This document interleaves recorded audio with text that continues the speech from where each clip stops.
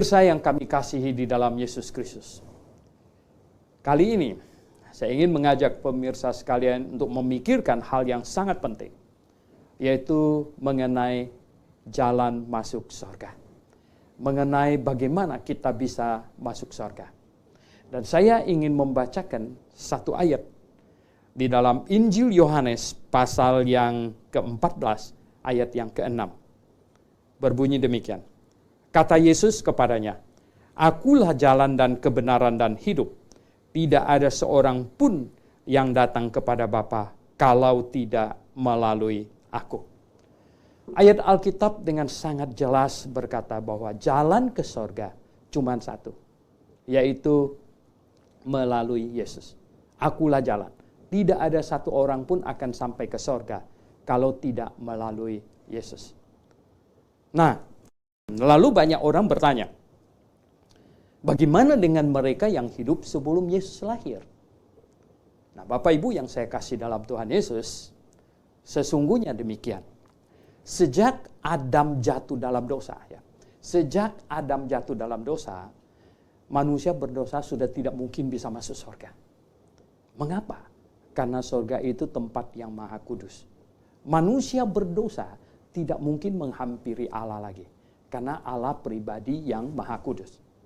Nah, oleh sebab itu, satu-satunya cara manusia bisa kembali ke surga, menghampiri Allah yang maha kudus, adalah jikalau dosanya diselesaikan. Dosa harus diselesaikan. Jadi manusia harus kudus sempurna. Hendaklah engkau kudus sempurna karena Bapamu kudus sempurna. Jadi manusia yang menghampiri Allah, masuk surga, itu adalah yang kudus, tidak ada dosa. Nah, bagaimana mungkin ada manusia kudus yang tidak berdosa, yang bisa masuk surga? Sebenarnya tidak ada. Dosa harus diselesaikan. Dan bagaimanakah dosa diselesaikan? Menurut Alkitab, hanya ada satu cara dosa diselesaikan. Bagaimana caranya? Caranya adalah dihukumkan. Dosa selesai kalau dosa itu dihukumkan. Upah dosa ialah maut, kata Alkitab. Jadi dosa dihukum selesai. Nah, ketika seseorang tertangkap, misalnya mencuri, dihukum oleh hukum pemerintah masuk penjara 3 bulan. Mulai 1 Januari sampai tanggal 31 Maret. Dia menyelesaikan kesalahan mencurinya di hadapan hukum pemerintah, 3 bulan dihukum di penjara. Semua negara di muka bumi ini menyelesaikan dosa manusia dengan penghukuman. Tidak ada pemerintah yang menjatuhkan orang hukuman. Misalnya orang sudah membunuh orang, dihukum membangun jembatan 1 biji. Nggak ada yang macam begitu. Nah, pemirsa yang kami kasih di dalam Yesus Kristus, demikian juga Alkitab katakan bahwa upah dosa ialah maut. Dosa hanya dapat diselesaikan dengan penghukuman. Nah, oleh sebab itu sejak Adam jatuh dalam dosa, maka sebenarnya manusia harus menerima penghukuman. Tidak ada jalan lain bagi manusia selain manusia itu dihukumkan. Nah, oleh sebab itulah maka Allah segera menjanjikan kirim juru selamat. Allah janji kirim juru selamat. Nah, juru selamat ini nanti akan dihukumkan menggantikan manusia. Akan dihukumkan menggantikan manusia. Tetapi sebelum juru selamatnya tiba, yang penting bagi semua orang menuju kepada juru selamat yang akan datang itu, dia harus nomor 1 mengaku salah dan menyesal. Itu namanya bertobat. Dan kemudian percaya. Percaya apa? Percaya kepada janji Allah bahwa dia akan kirim juru selamat.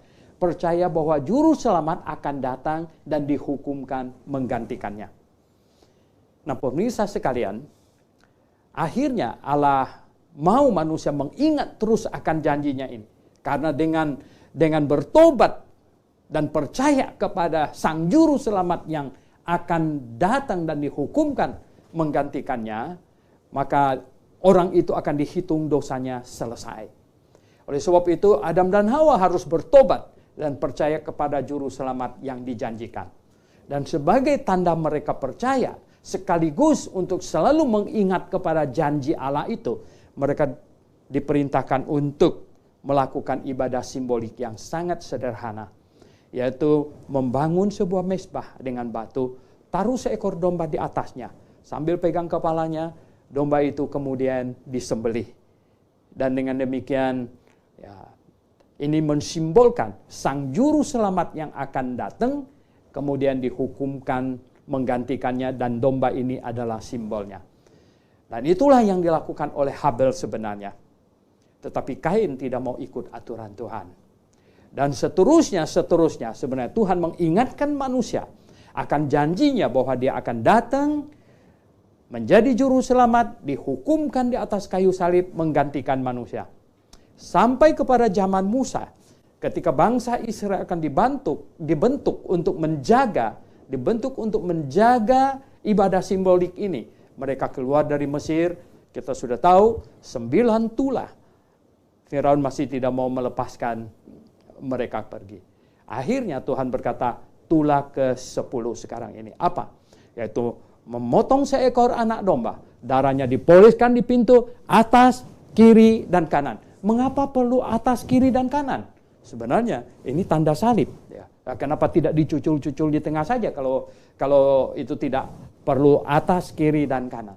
Dan kita sudah tahu ceritanya, malamnya kemudian mereka keluar. Ya. Ini harus mereka lakukan terus setiap tahun. Sampai kapan sebenarnya? Sampai Yesus datang. Nah, dialah juru selamat itu. Dialah yang disimbolkan oleh domba yang sudah disembeli, mungkin sudah jutaan ekor. Dan ketika Yohanes memperkenalkan Tuhan Yesus, dia berkata, lihatlah, katanya, anak domba Allah yang menghapus dosa dunia. Nah, singkat cerita sebenarnya, kemudian Tuhan Yesus tergantung di atas kayu salib. Ada 7 perkataan Tuhan Yesus sejak tangannya dipaku, sampai kemudian dia menyerahkan nyawanya. Dan yang nomor 2 terakhir, dia berseru dengan suara nyaring, sudah selesai. Sudah selesai. Tete lestai, katanya. Apa yang sudah selesai sebenarnya? Jalan ke sorga selesai. Dosa seisi dunia sudah ditaruh ke atas dirinya dan dijatuhi hukuman. Jadi dosa dari Adam dan Hawa sampai dosa manusia yang terakhir ditaruh ke atas diri Yesus Kristus dan dijatuhi hukuman yang paling berat. Nah, oleh sebab itu, Bapak Ibu Saudara yang saya kasih dalam Tuhan Yesus Kristus, jadi ketika setiap orang yang mendengarkan kabar baik ini, kabar baik apa? Kabar baik bahwa dosa seisi dunia ditanggungkan ke atas diri Tuhan Yesus. Kabar baik ini harus diberitakan, disampaikan kepada semua orang. Mengapa? Karena untuk memperolehnya, untuk supaya dihitung dosanya itu tertanggung ke atas Yesus Kristus. Bagi semua orang yang sudah akil balik, bagi semua orang yang sudah akil balik, dia harus bertobat, mengaku diri orang berdosa, dan kemudian mengaminkan bahwa Yesus sudah dihukumkan menggantikannya. Bagi anak-anak yang belum akil balik, bagi mereka yang Down syndrome, bagi mereka yang idiot, tidak diharuskan. Tetapi bagi yang sudah akil balik, dia harus mendengar akan kabar baik ini. Kenapa? Karena yang sudah akil balik ini sudah melakukan dosa atas kesadaran dirinya sendiri. Oleh sebab itu dia harus mengaku diri orang berdosa dan mengaminkan Yesus Kristus dihukumkan di atas kayu salib menggantikannya. Nah, bagaimana dengan mereka yang hidup sebelum penyaliban Yesus Kristus? Mereka beriman ke depan. Mereka harus bertobat dan percaya kepada juru selamat yang akan datang. Nah, itulah yang diimani oleh Abraham. Itulah yang diimani oleh Musa. Bangsa Yahudi bertanggung jawab untuk memberitakan tentang juru selamat yang akan datang itu. Sebelum bangsa Yahudi bertugas, sebenarnya ayah adalah tiang penopang dan dasar kebenaran. Ayahlah yang harus mengajar kepada anak-anak mereka. Dan setelah proses penyaliban selesai, nah kita hari ini, kita percaya kepada juru selamat yang sudah dihukumkan menggantikan kita. Abraham percaya kepada juru selamat yang akan dihukumkan menggantikannya.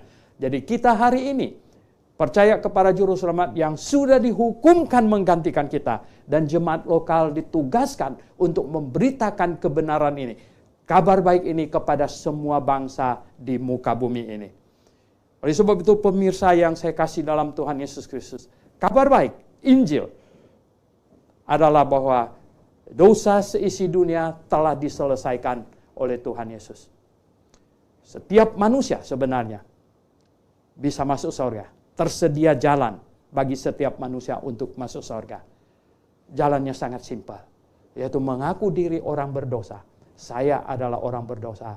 Dan kemudian mengimani, mengaminkan dengan segenap hati bahwa Yesus sudah dihukumkan menggantikan saya. Yesus sudah mati bagi saya di atas kayu salib. Disalibkan menanggung semua dosa saya. Dan sekarang saya hidup baginya. Jadi Yesus mati bagiku dan sekarang aku hidup baginya. Hidupku bukannya aku lagi, melainkan hidup milik kepunyaan Yesus Kristus. Keselamatan sebenarnya begitu sederhana. Dan harap, ya, pemirsa sekalian, tidak ada satu orang pun yang menolak Injil yang begitu baik, kasih karunia dari Allah, sehingga kita semua bisa diselamatkan. Amin. Maranatha.